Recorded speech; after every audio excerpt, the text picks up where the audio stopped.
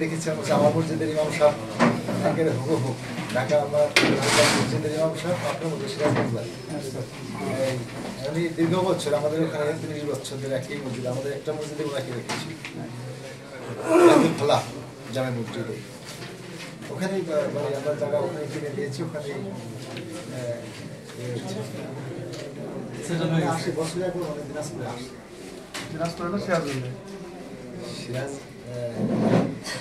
বলতে শুনছিলাম, সিরাজ বলতে আসেনি তো। আপনার রংপুর দিনাজপুরের লোকজনই মানে দুর্ঘটনা ঘটেছে, এখানে ঘটেনি, সেদিক থেকে আমি কিন্তু একটা ধন্যবাদ পাই প্রথম।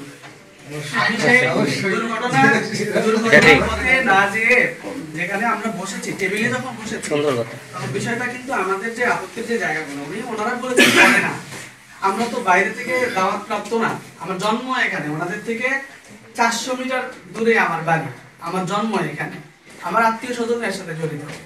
সাক্ষী প্রমাণ আমি উপস্থাপন করতে চাচ্ছি না, দরকার নেই, ওটা জায়গা আলাদা বিষয়। এনারা তো সরকারি কাজ করেন, আপনারা আলিম মানুষ করেন না। সুতরাং এই যে বিষয়গুলো এটা যে আপনি করে বলেছেন যে মিথ্যা বলবে না, এই বিষয়গুলো ক্ষোভের বিষয়গুলো, আমাদের দুঃখের বিষয়গুলো, ইমান ভঙ্গের যে কারণগুলো, দয়া করে আপনারা এই বিষয়গুলো আমি মনে করি যে আপনারা অত্যন্ত ভদ্রতার সাথে বিষয়গুলো দেখে যাবেন। ওনারা যেভাবে গায়ের জোর এবং যেভাবে কথা বলেন, সবচেয়ে বড় দুঃখজনক বিষয় হলো আপনি আলহামদুলিল্লাহ শুদ্ধ করে কিন্তু বলেছেন, কিন্তু এই পুরো কমিউনিটির মধ্যে তারা আলহামদুলিল্লাহ যে শুদ্ধ করে বলবে এমন একজন ব্যক্তিও তাদের মধ্যে নাই। মসজিদ নাই, আলেম ওলামা নাই, নামাজ নাই, খুব বেদাত, আমাদের দৃষ্টিতে খুব বেদাত, সেটাও যদি ওনারা করতেন, আমরা নিজেরা যে দেখতেছি তারা তাদের ঘর, তাদের বাড়িতে তাদের ঘর, ভাই আপনি যেটাই করেন, নামাজ না পড়েন, আপনি মারিফতকে রক্ষা করেন, ভুল ভাল যাই করেন, পশ্চিম দিকে পা দিয়ে ঘুমাবেন, আপনি পশ্চিম দিকে টয়লেট করবেন, হাউ ইজ ইট পসিবল ভাই? দুঃখ লাগে না? যেদিকে নামাজ পড়ি আমি, এটাকে আপনি কোন ইসলামের দিকে ব্যাখ্যা করবেন ভাই? না, আমাদের শাস্ত্রের জায়গাগুলো দেখে যেতে হবে, আপনাদেরকে তো প্রমাণ করার জন্য আনছে, এখান থেকে বের হয়ে যাবার ওনারা পারে না, এগুলো কি কথা? আমরা কি ঝগড়া করতে আসছি? না পারার কি বিষয় আছে? একটা মানুষ না মসজিদে যায়, না মানে পুরো আলেমদের সাথে সম্পর্ক রাখে, না সেখানে আলেমদের সম্পর্ক রাখে, আপনি ভাই বাঙালি ভাই, আপনি একটা মসজিদের সাথে সম্পর্ক এই বিষয়গুলো জানেন। এটা ধরো টেরেকা আমার ধর, টেরেকা তো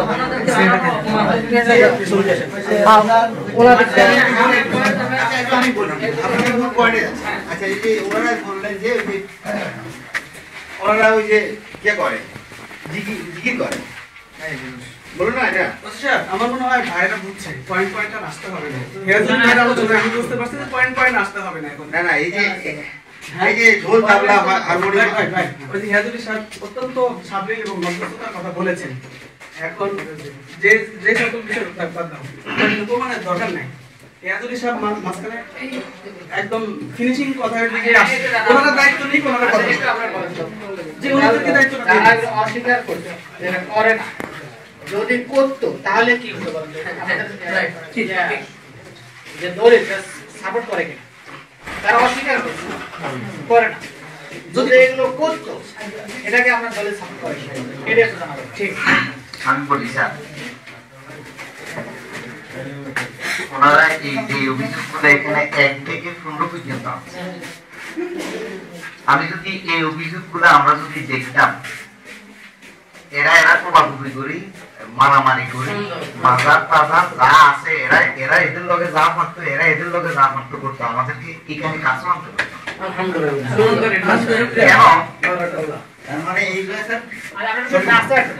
এইগুলা এই যে নোংরা ভাষাগুলো মানুষের মধ্যে মলমূত্র ঋতুস্রাব দিয়ে কি আপনি তোমার উপর আমরা এটা কোনো কথা?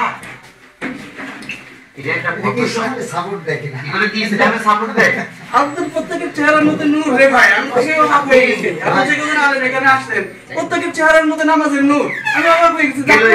আসলেন স্যার, এই যে আমি এখন মনোয়ার সাহেবকে বলবো, উনি অজ্ঞানতার পরিচয় দিছে। এটা আলিফ লাম মিম কোরআনটাকে একবারে জুমদাঙ্গের সাথে সেজদা এগুলা যে উনারা লিখলো এই কাগজটার মধ্যে, এখন তো হক বিচার করলে আর ওনার বিচার হওয়ার দরকার। এই নোংরা ভাষাগুলো কেন এখানে উঠে যায়? হাউজে আন এই যে এই লিফলেটটা আলেমে লেখা হবে। ওনার আগের থেকে উচিত ছিল এইগুলো প্রচার না করে আমাদের মধ্যে, যেহেতু ওনারা মাইজবান্ডারি পরিচয় দিচ্ছে, ব্যক্তিগতভাবে মূল মাইজবান্ডারি দর্শনে আমি এখানে যারা আসছেন ওনারা মাইজবান্ডারি দর্শনের কেউ না। আমিও কোরআন হাফেজ, আমি কওমি মাদ্রাসা থেকে আমার মাদ্রাসা মাইজবান্ডার থেকে বড় হয়েছি। আমি জানি যে মাইজবান্ডারের মূল মন্ত্রগুলো কি কাজ, কিন্তু এই যে ওনারা এই প্রকাশগুলো করছে, মূলত ওনারা কিছু লোকের কাছে ব্যক্তিগতভাবে শেখবেন স্যার ভাই আমাকে বললো সিটি সামনাসামনি কেউ বলবে না, এই কথাগুলো ওনারা লিফলেট করি এভাবে দেওয়াটা এই কথাগুলো কি আসে স্যার? হাউজে আসে? এখন মাইজবান্ডারি তরিকাতে কিছু গোপনীয় বিষয় আছে, এটা ওনাদেরও কিছু কওমি মাদ্রাসা আমিও জানি, জমাতেরও কিছু গোপনীয়তার বিষয়। যেমন আপনি ইউনুমাদের ওসি স্যার ব্যক্তিগতভাবে আমার স্যার, তাহলে আমরা পুলিশ পরিবারের সন্তান, ব্যক্তিগতভাবে কি চলে না চলে সে এগুলা প্রকাশ করার বিষয়। এখন আমার কথা হলো কিভাবে এই হাজুরি ভাই এটা কথা উত্তর দেয়া জানেন, সেটা কি মারেফাত? ওইটা কি মারেফাত বলে? মারেফাত এই আলোচনা আপনার আলোচনা আমার শোনা আছে, আমার চেনা আছে। স্যার প্লিজ এই অনুষ্ঠানটার জন্য স্যার এগুলো আমরা জানি না। মূলত আমরা আসছি যখনই বলছে আমাদেরকে ইনভাইট করা হয়েছে যে মাজারটা ভেঙে দিতে যাচ্ছে, এই এলাকার কিছু উগ্রবাদী মাজারের সম্পর্কে না উনি তাহলে মিসগাইড করছেন না, তাই তারপরে আমরা তাইতে ভালো মন্দ দেব আমরা জি আমরা একটা মাদার মুখের করতে ওরা মাদারের বিরুদ্ধে করতে, কিন্তু আমরা তো সবাই আমার ঠিক আছে না? মাদার বানার জন্য কেউ চায় এই ঘুরে যাবে একটা পালু কলার মালিক আপনি ইউনিভার্স, এটা আমি জানি। এই যত বড় কোটিপতি হোক, যত বড় এমপি মন্ত্রী যদি এই ভাই ওই যে মুক্তার না কথা বলা দরকার নেই, এই বিষয়ে কথাই নাই, আমি এখানে কথা বলবো এগুলো কোনো কোরআনের কোনো কথা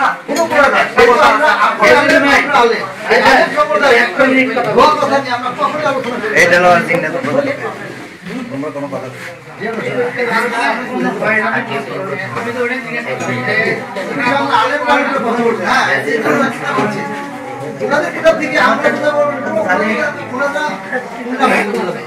এরকম কথা তাহলে ভালো লাগতো, সুবিধা ভালো লাগতো, পয়সা ভালো লাগতো,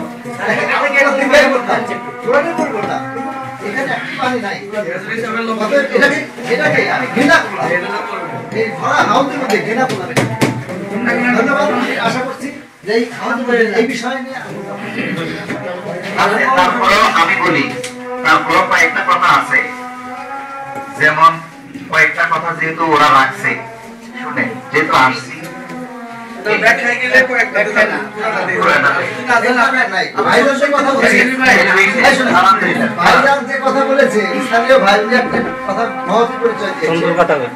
আমি এইখানে ইসলামের ছোটবেলা থেকে দেখেছি ওই আকীদা করে এবং এই শুধু আমি না, আমার আত্মীয় স্বজন, একটা কথা কিন্তু আমি এখানে পয়েন্ট ধরেছি যে আমার আত্মীয় স্বজন এই সাথে জড়িত এবং যাতায়াত করে।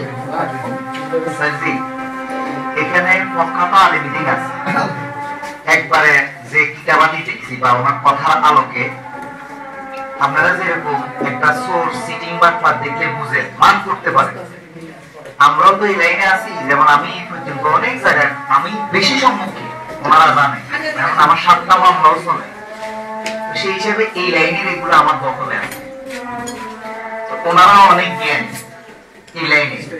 একটা কথাই বলি, ইসলাম ধর্মে যে আলোচনাগুলো আসে, যেমন করোনা সৃষ্টি হয়েছে না স্যার, 2 বছর পর হইলো একটা ভ্যাকসিন সৃষ্টি হয়েছে, এটা প্রতিশোধ।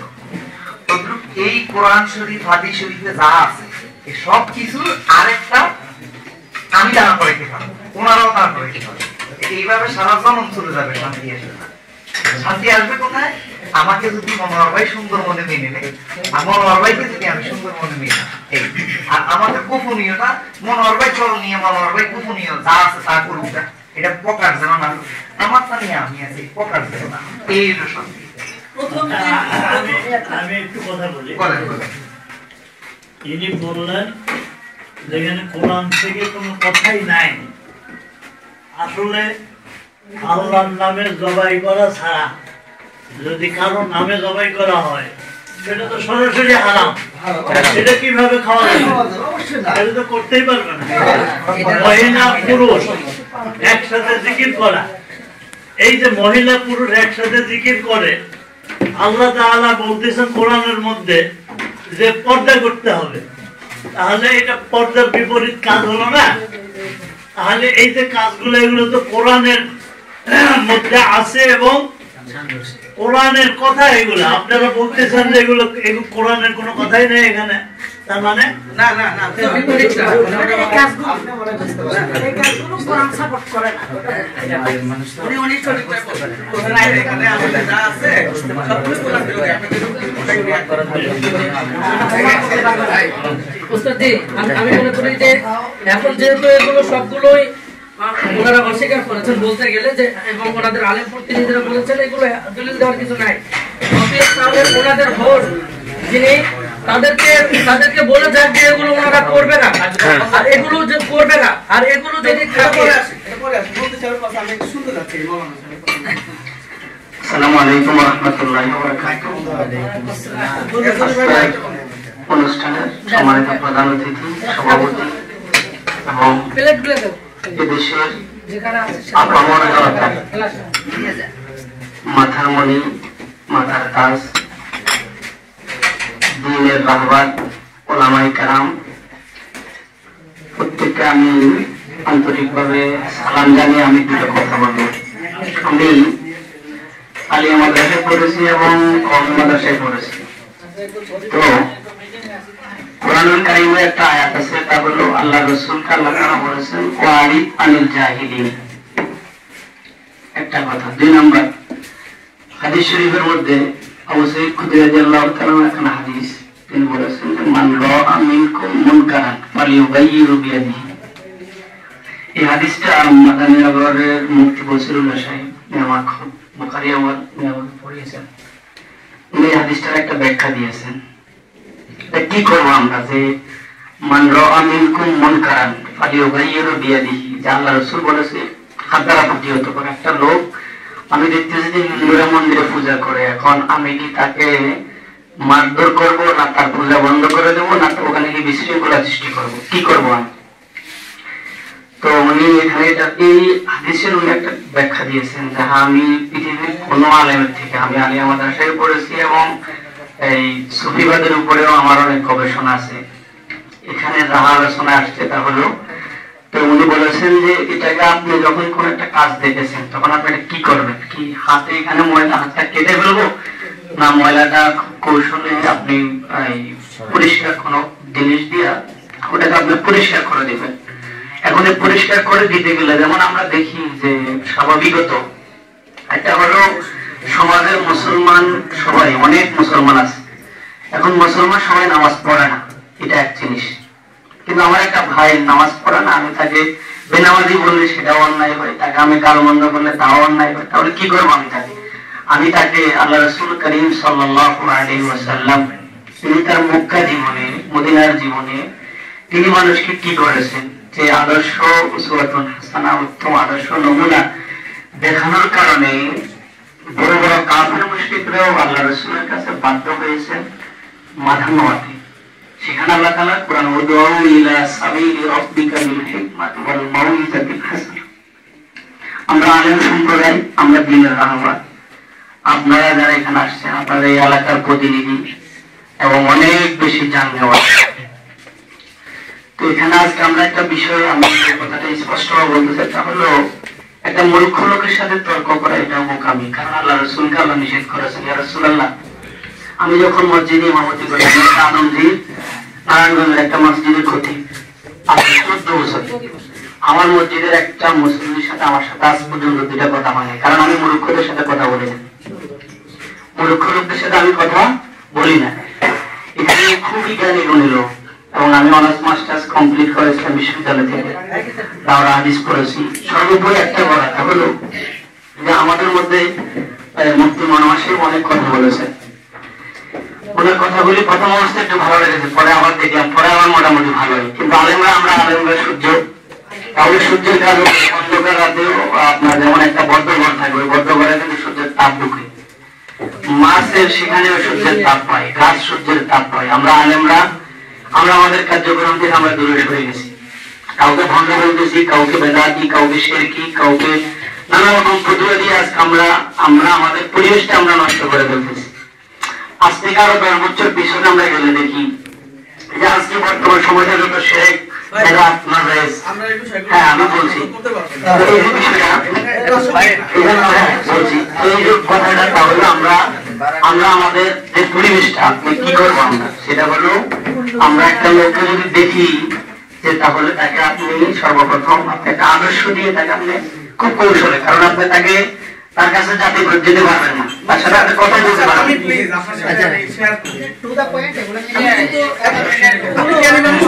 আমি একটা কথা বলে শেষ করে দিচ্ছি, একটা কথা বলি, আমার কথাটা শেষ।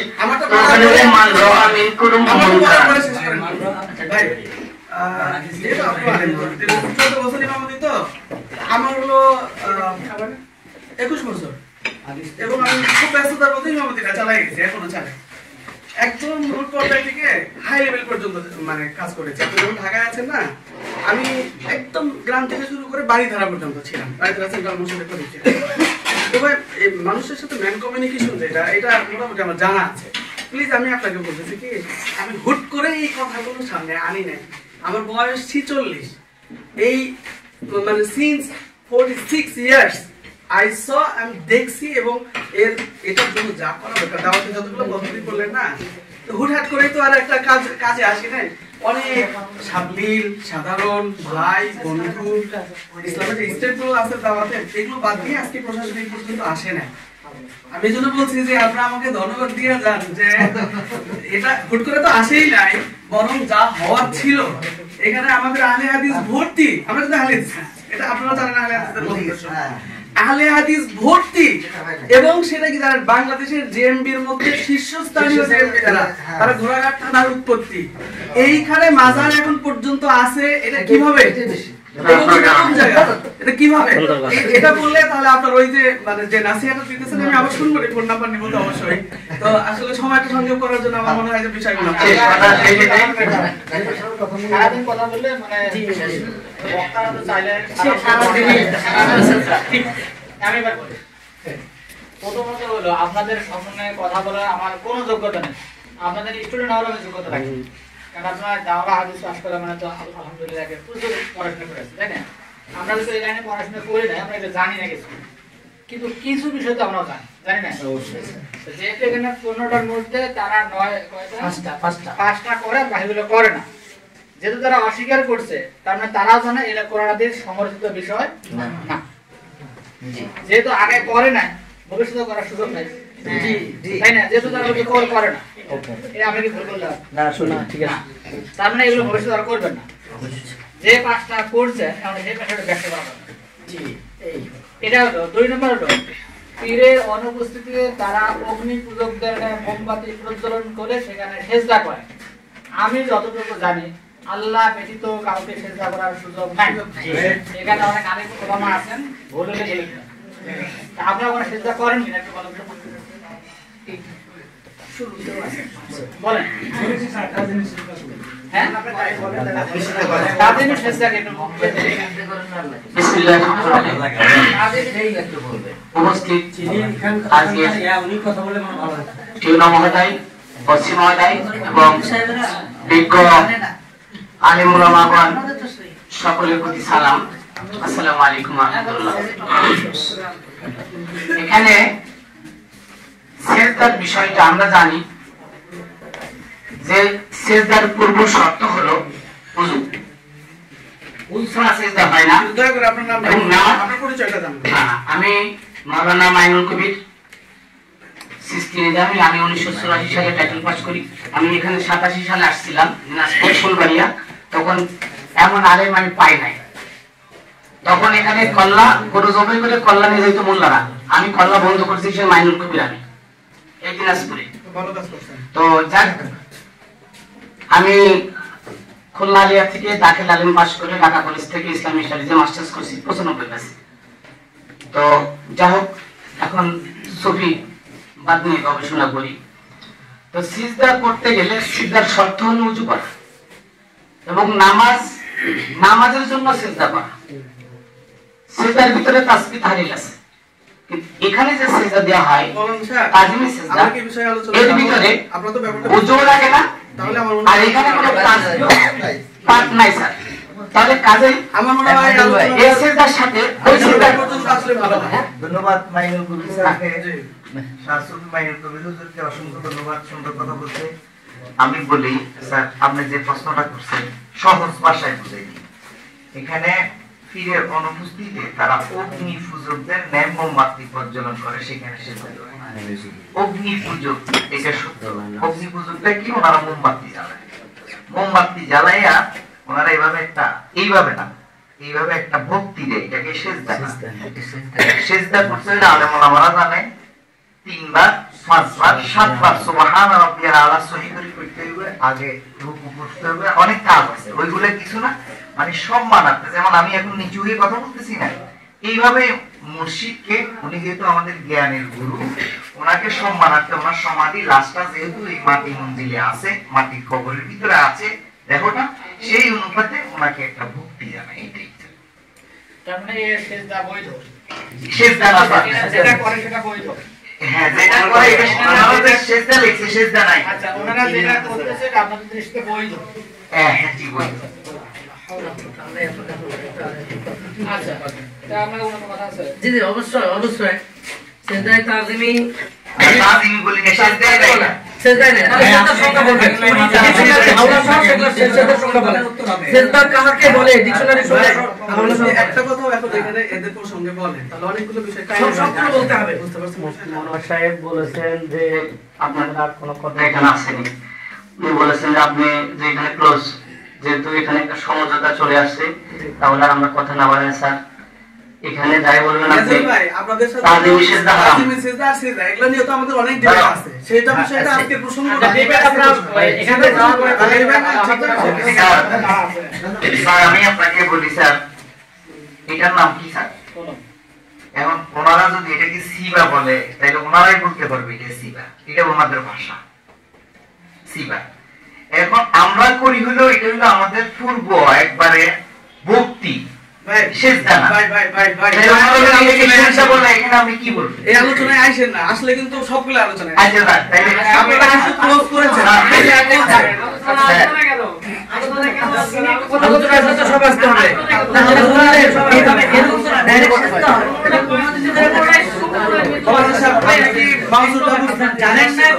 আমরা এমন কথা বলবো না যে কথায় মূর্খ মানুষ সুযোগ পায়। জি, মনসুর বাবু যে আসছেন, আমি সেটা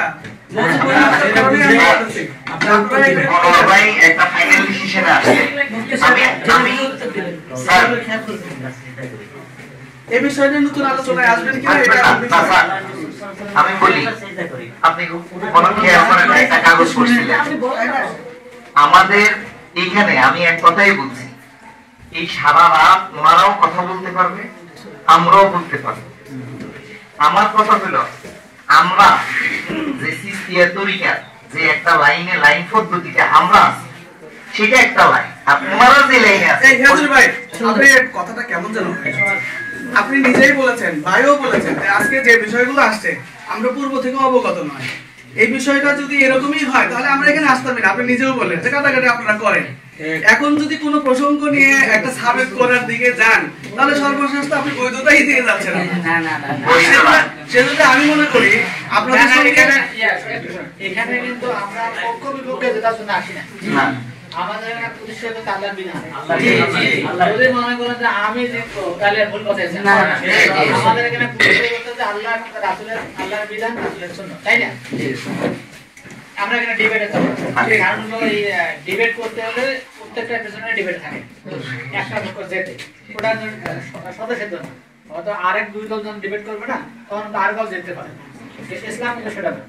ইসলাম হলো ওই শরীরটা জিতবে, তাই না? জি, আমরা আপনাদের দৃষ্টিতে হলো ওইটা হলো বৈধ না স্যার, ওইটা বিষয় না স্যার। আমার বক্তব্য যে কিছু কিছু দেশে আছে না স্যার, যে আপনি তার মানে কত ওনার করতে গেলে একটু মাথা নিচু করে করেন না, ওনার বক্তব্য এটা সিজদা না, যে ওটাকে আমি তো ওইটাই বললাম। আমি তো সেটা বলতে না, আপনি বলতে এটা সিজদা না। আমি জানি না যে এজন্য বলতে ওনারা যা করে আপনার দৃষ্টিতে বৈধ। ওনারা যেটা মোমবাতি জ্বালিয়ে করে, এটা আমাদের সিলসিলা মনোবর্তে হয়ে আসছে, হয়ে আসছে। পরে বলতে পারি। 3 নাম্বার হচ্ছে কথিত অপরিচিত আগন্তুক সে পীর মারা যাবার পর তারা একটি মাজার প্রতিষ্ঠা করেছে এবং নারী পুরুষ সেখানে প্রকাশ্যে সেজদা করে এবং এর নাম দিয়েছে রওজা। মুসলমানদের বাইতুল্লাহর মতো সেই কবরকে তারা তাওয়াফের মতো চক্কর দেয় এবং সম্মান করে। এটা ওনারা করে, ওনারা বলতে স্বীকার করে। এগুলোর পক্ষে আমরা কথা এটা যে কথিত অপরিচিত। ভাই আমি আপনার থেকে না শুনে আমি মামলাটা সবার কাছ থেকে শুনতে চাই। আপনি উনিও যাবেন কথা বলবেন। না বলতে দেন। ইমাম সাহেবরা সবচেয়ে বেশি বিষয় উনি নামাজ পড়ায় এখন। জি, আসসালামু আলাইকুম ওয়া রাহমাতুল্লাহ।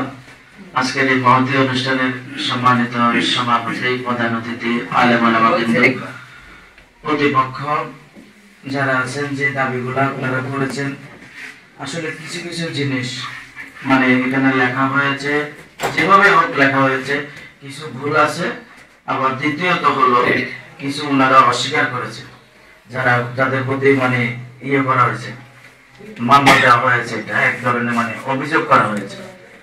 বিশেষ করে এখানে সিজদার বিষয় তো চলে গেল, এর নাম দিয়েছে রওজা। ইমাম সাহেব একটা কথা বলেছে,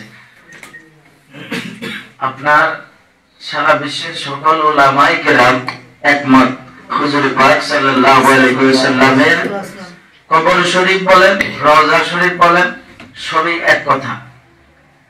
তো আমরা জানি একজন মুসলমান ব্যক্তির কবর সেখানে আছে। কবর কিন্তু আরবি ভাষা, রওজাও আরবি ভাষা ব্যবহার করা হয়, আবার অন্য ভাষায় ব্যবহার করা হয়। এটা নিয়ে আমি মনে করি কোনো দ্বিমত থাকার কোনো প্রশ্ন না। আর বাকি যেটা বলা হয়েছে, এই মুসলমানদের বাইতুল্লাহর মতো সে কবরকে তাওয়াফের মতো চক্কর দেয়, যেমন আমরা এখানে আসছি, আমরা এখানে কিন্তু চক্কর দিয়ে ঢুকছি। খেয়াল করেন, এটা কিন্তু আমরা যদি এটাকে আমরা বাইতুল্লাহ ধরি, সাথে সাথে ঈমান চলে যাবে। এই কথাটা মনে হয় ভুল আসছে, ভুল লেখা হয়েছে। যাই হোক,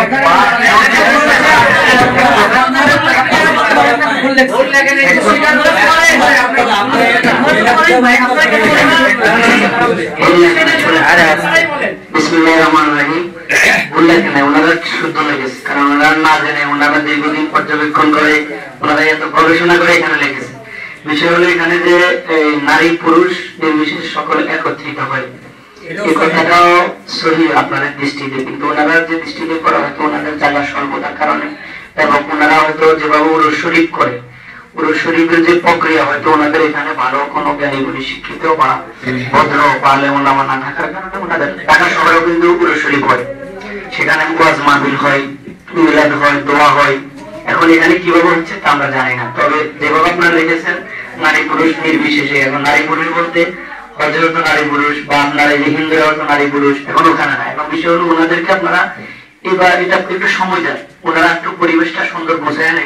যদি ওনাদের নারী পুরুষের যে ইয়েটা আপনাদের দৃষ্টিতে আমাদের দৃষ্টিতে হয়, বিভিন্ন দরবারেও নারী পুরুষ যায়, কিন্তু সেখানে ভিন্ন। যেমন আমরা আগে মাহফিল করতাম, মহিলাদের কোনো ব্যবস্থা ছিল না, এখন কিন্তু আমরা মহিলাদের জন্য ভিন্ন আপনার যে কম্পিউটারের মাধ্যমে শোনার ব্যবস্থা আছে, প্রজেক্টরের মাধ্যমে। এখন বিষয় হলো ওখানে কিন্তু পরিবেশের বিষয় আছে, সেখানে ওনাদের ব্যাপক অর্থায়নের দরকার। একটা মহিলাদের ঘর করতে গেলে বা একটা খান্ডা করতে গেলে, পুরুষদের বিভিন্ন একটা জায়গা করতে গেলে অনেক অর্থ, সেখানে কোটি কোটি টাকা থাকে।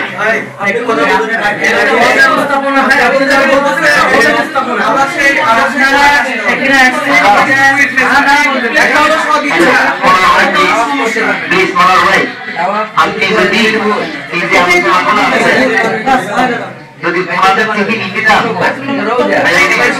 আমি সহজভাবে আমার থেকে একটু না নেন প্লিজ। আর যদি মনসম্মত না হয় তখন বললেন না। তার আগে যে প্রথমে যে কথাটা বলছেন, আপনারা এক কথাই বলছেন আমরা রায় পেয়ে গেছি, এখন আবার কেন বিশ্লেষণে আসতে চান? তাহলে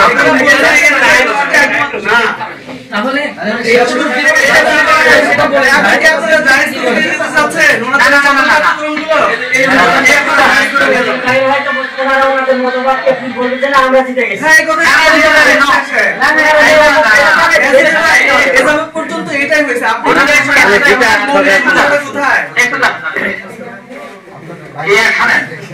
আমি তো মনে করি যে সুন্দর সমাধানের দিকে আমরা আগাচ্ছি, তাই না?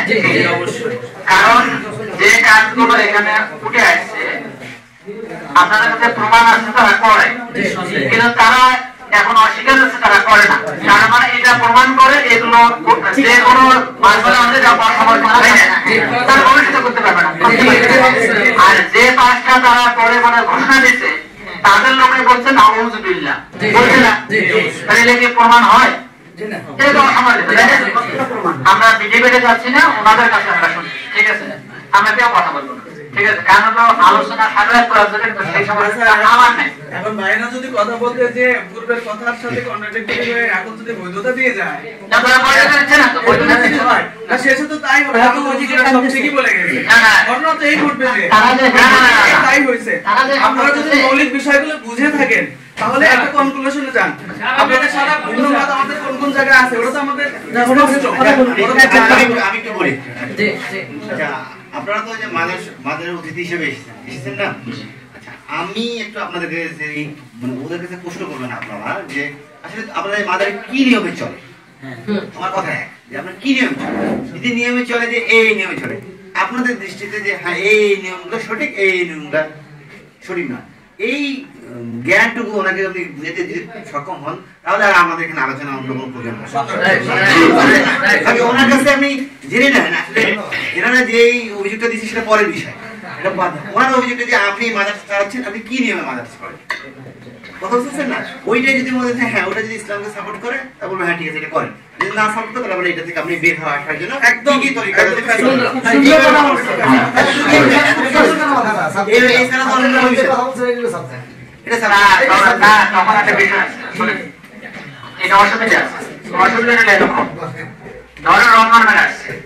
আমি হুজুরকে গেছিলাম, হুজুর আমি ওই লোকটা আগে থাপ্পড় দিয়েছি, আমার রোজা নষ্ট হয়েছে কিনা? হুজুর বললো না হয়নি। তারপরে গিয়ে বললাম হুজুর আমি তো টেলিভিশন দেখছি, রোজা নষ্ট হয়েছে কিনা? হুজুর না রোজা নষ্ট হয় নাই। সারাদিন বলতেছি, সারাদিন উত্তর দিতে আসছে। আচ্ছা এটা সহজ না রোজা ভাঙার কারণ করে যায় যে এটা আমি আইডেন্টিফাই করতে পারবো রোজা ভাঙা আছে কিনা? তাহলে বাগানে কি কি করে সেটা জানার দরকার আছে, কিন্তু কোনগুলো নিষিদ্ধ কর্মকাণ্ড সব নিষিদ্ধ না, নিষিদ্ধ তার নিষিদ্ধ কর্ম উল্লেখ করে না তাহলে হবে, ঠিক আছে? যে বাজারে কোন অ্যাক্টিভিটিস টোটালি নিষিদ্ধ অ্যাকর্ডিং টু আল কোরআন এন্ড আল হাদিস, ঠিক আছে? মানে আমরা কি ক্লিয়ার? তাহলে ওরাই আইডেন্টিফাই করতে পারবে, আপনাদের কোনো দরকার হবে না। যেটা আমি যখন জানবো যে এই কাজগুলো আমার করা যাবে না, তো আমি নিজে বিরত থাকতে পারবো না। আমাদের ক্লিয়ার? তার আগে যেহেতু এখানে স্পেসিফিক কিছু পয়েন্ট আছে সেটা শেষ করে ওনাই বলে যাবে বাজারে কোনগুলো করা যাবে না, সেগুলো বাদে সব কিছু তারা করবে, রাইট? আমরা কি ক্লিয়ার? আচ্ছা তাহলে এইগুলোকে শেষ করি। আরেকটা হচ্ছে 4 নম্বর হলো তাদের কথিত জিকিরের আসরে নারী পুরুষ নির্বিশেষে সকলে একত্রিত করে। একজন বলছে যে সৌদি আরবে হয় এটা, আসলে বিষয়টা আছে কি? আমরা ডিসেম্বরের লাস্ট 15 দিন মক্কা মদিনায় আমি আল্লাহ আমাকে তৌফিক দিয়েছিল, গিয়েছিলাম। আসলে সব জায়গায় উদাহরণ পাইতে হয় না, ওই জায়গায় এই জায়গায় একই জায়গা না। যেমন ওই জায়গায় গেছি, আমার কাছে মনে হচ্ছে দুনিয়ার মিথ্যা, আমরা ভুল পথে আছি। ওখানে আমরা আল্লাহকে বলার জন্য পাগল। আমি যখন আমার সাথে টাচ করছি, মানে আমি পৃথিবীতে নাই, আমি কানতে কানতে অস্থির হয়ে গেছি। আমার শ্বশুর পিতা আমার বলে আমাকে উঠতে বললো, আমি বেহুশ হয়ে যেতে হচ্ছিলাম। ঠিক আছে, ওই সময় হুঁশ থাকে না। ঠিক আছে, কিয়ামতের মাঠে এই কালকে ওয়াজ শুনলাম যে সবাইকে বস্ত্রহীন অবস্থা উচিত করবে। আয়েশা রাদিয়াল্লাহু আনহা জিজ্ঞেস করছে, আল্লাহ রাসূল আমার লজ্জা করবে না? প্রশ্ন করছে। তারা বললেন না, কিয়ামতের মাঠে এত ভয়ঙ্কর হবে, সবাই আল্লাহর দিকে তাকাবে, নিচে কি হয়েছে কিচ্ছু বুঝতে পারবে না, এটা খেয়ালই আসবে না। অর্থাৎ ওই এক্সাম্পল এখানে দেওয়া যাবে না যে আমরা এখানে তাওয়াফ করবো, মক্কার মধ্যে একটা সুযোগ নেই। আমি কি রাইট বলছি? রাইট বলছি? আচ্ছা 4 নম্বরে চলে আসি। 5 নম্বর আচ্ছা, যে ঢোল তবলা হারমোনিয়ামের বাদ্যযন্ত্র ব্যবহার করে তাদের প্রকৃত পীরের নামে জিকির করে সরাসরি ওনারা বলেন বাবা বলে খোদা বলেন, ওটা তোমার বলছিল। এই যে আমি তো যতটুকু জানি ইসলামিক বাদ্যযন্ত্র হারাম, এটা কি সঠিক কিনা? এখানে অনেক আলেম ওলামা আছেন, আপনারা কি বলেন? স্যার আমি আর একটু বলি, মনোহর ভাই একটা কথা বলছে, এগুলোর উপরে আর কথা না বাড়াই। আচ্ছা ঠিক আছে, ঠিক আছে, তাহলে এগুলো কোনো দরকার নেই। আচ্ছা তাহলে এবার আপনারাই বলে দেন মাজার শরীফে কোন কোন কাজ একদমই করা যাবে না, টোটালি নিষেধ। তাহলে সবাই আমরা জানবো, বুঝতে পারবো, আমরা আইডেন্টিফাই করতে পারবো।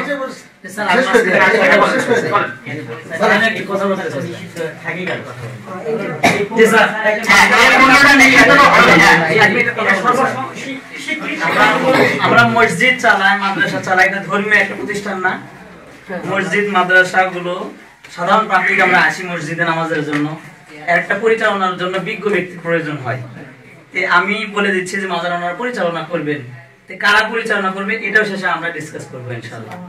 তাছাড়া আমরা শুধু বলে দিলাম তারা পরিচালনা করবে, যদি বিজ্ঞ ব্যক্তি ওখানে নাই থাকে তাহলে তো পরিচালনা আগের মতোই হয়ে যাবে। আচ্ছা আমি ছোটতে একটা হাদিস শুনছিলাম, এই নখ কাটার সুন্নত কি, আমি তো এইভাবে প্র্যাকটিস করি, কিন্তু আজ থেকে 2-3 দিন আগে মানে আপনি সকালবেলা বদর নামাজের মসজিদে উনি হাদিসটা বললো যে আমার একটা নাক ভুল, তখন আমার কাছে মনে হলো তাহলে কি করলাম। আমি কিন্তু কোন এক হুজুর আমাকে মনে বলছিল মানে কিভাবে আঙ্গুলের নখ কাটতে হয়, একের সুন্নতি তা হুজুরের সেদিন শোনার পরে দেখলাম যে মেলে না। আমি বললাম যেহেতু আমি একটা ছোটতে শিখছি মনে হয় আমার শুনতেও ভুল হতে পারে, অতএব আমি এটা প্র্যাকটিস করি। ঠিক আছে, আপনি এটা রাইট কথা বলছেন।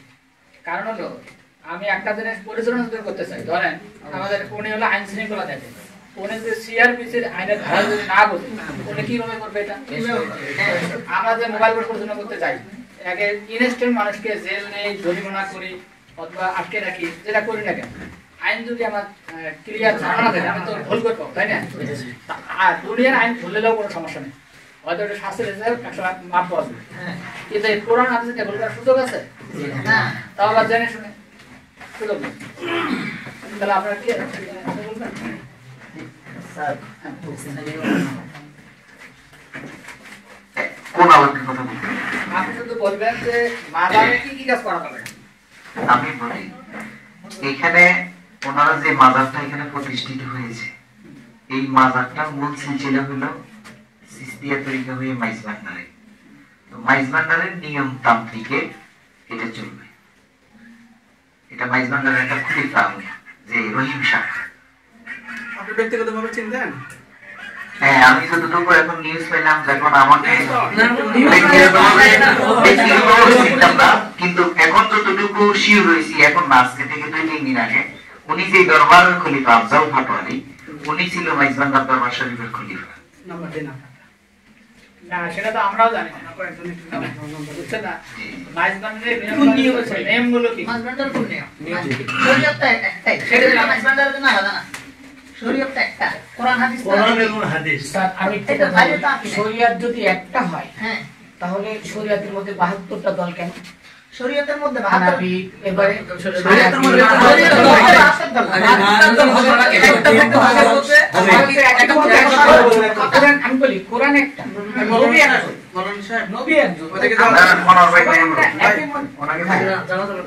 অনেকে আমরা নিচে করব না প্রশংসা দরকার নেই না বলে একদম ভালো হয়েছে যে সেগুলো আপনি আমাকে রেখে দেবো আজকে আমি ভালো যেতে পাইছে এর মতো দিতে পারবো সেটা আমার সাথে যাবে আমার নেই না তো বিষয় হলো যে কিছু বিষয় তো আমাদের কন্ট্রাক্টরি আছে কতটুকু ছাড় দিয়ে আমরা চলবো কতটুকু ছাড় দিয়ে চলবো এতটুকু আমরা মেনে নিচ্ছি ওটা নিয়ে আমরা বিতর্কে যেতেই চাচ্ছি না যেটুকু মৌলিক বেসিক প্রবলেম একদম ঈমান ভঙ্গের কারণ সেটাকে আপনারা আমাদের মেনে নিতে বলবেন কখনো আমি ওই জায়গাটা দিয়ে আসতে যাচ্ছি বাকি যে প্রাসঙ্গিক যে বিষয়গুলি আছে আপনি সুবিবাদের চর্চা করবেন অন্যান্য বিষয় করবেন কাফের হয়ে তো করবেন না মুসলমান মধ্যে থেকে তো এজন্য আমি প্রথম দিন প্রশ্ন করেছিলাম যে আপনারা কি নিজেদেরকে মুসলমান মনে করেন না কাফির মনে করেন স্যারের সামনে তো বললেন যে আমরা মুসলমান আমি তাহলে পরবর্তী কথা বলবো আর যদি বলতেন যে আমরা কাফির তাহলে আজকের কথাই শেষ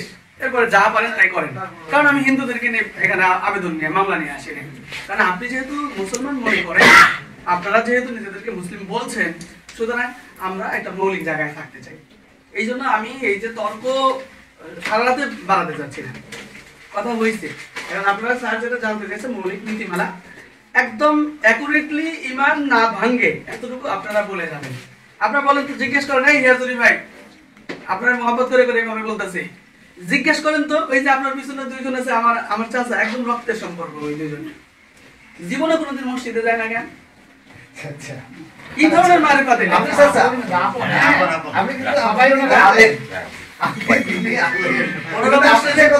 জীবনে মসজিদে যায় না কেন জিজ্ঞেস করেন তো বিসমিল্লাহ বলতে পারে কিনা আউযুবিল্লাহ বলতে পারে কিনা এই মুফতি সাহেব আমি এগুলো বলে দিব বলে কি ভাই তুমি কি একলাই মুফতি এত বড় অপমাননা করবে কোরআন প্রশাসন আলাইকুম না আপনি শিক্ষা দিতে পারেন না এটা লোকে আমাদের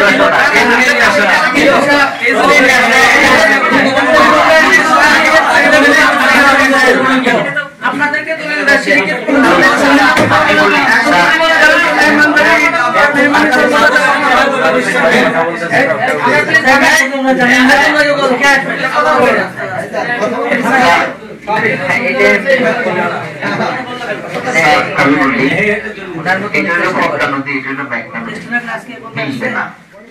বল কথা হলো এখানে যে কাজগুলা ওনার অভিযোগ আছে কাজগুলা যদি না হয় তাহলে তো হয়ে গেছে এবং এইখানে আমি একটু ক্লিয়ার করে দিই এখন এইখানে কয়েকটা বিষয় আছে যেমন ওনারা ভক্তি মনে করে যেটা করে এবং কি ওনারা গান বাদ্য করে আল্লাহকে ডাকে নারী পুরুষ একসাথে ওরা জিকির আজকার করে তরিকা এগুলো হলো ওদের মৌলিক মূল আদর্শই ওখান থেকে এগুলো আছে তাহলে এইটাতেও যদি ওনারা হস্তক্ষেপ করে তাই আর এখানে সমাধান হবে কেন যার একটা মূল একটা বাড়তি স্বভাব কি খুবই সুন্দর না এইটা তো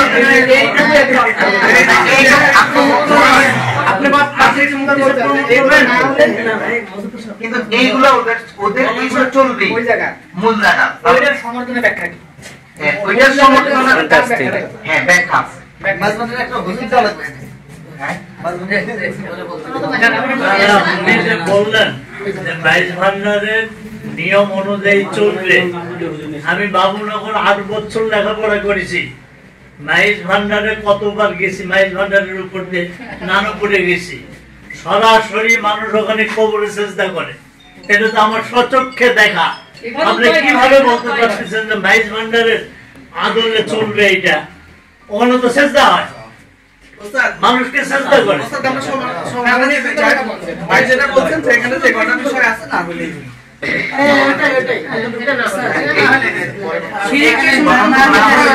কয়েকটা কথা রয়ে গেছে যে টোল বাইদ্য মাজা এগুলা তো আপনি ছাপাই দিলেও পারবেন এখানে মাইজ ভান্ডার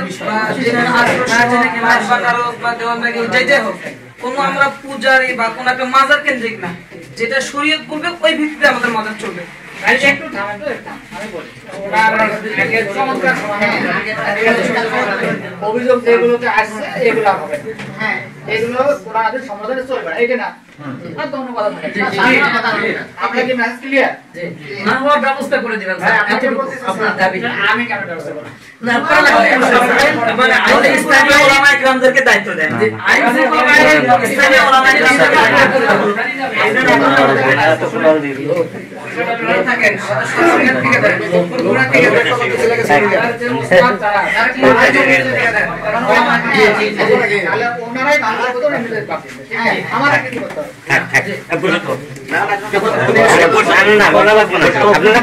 কথা বলতে হবে না। আপনার স্থানীয় লোক, আপনি চাচা,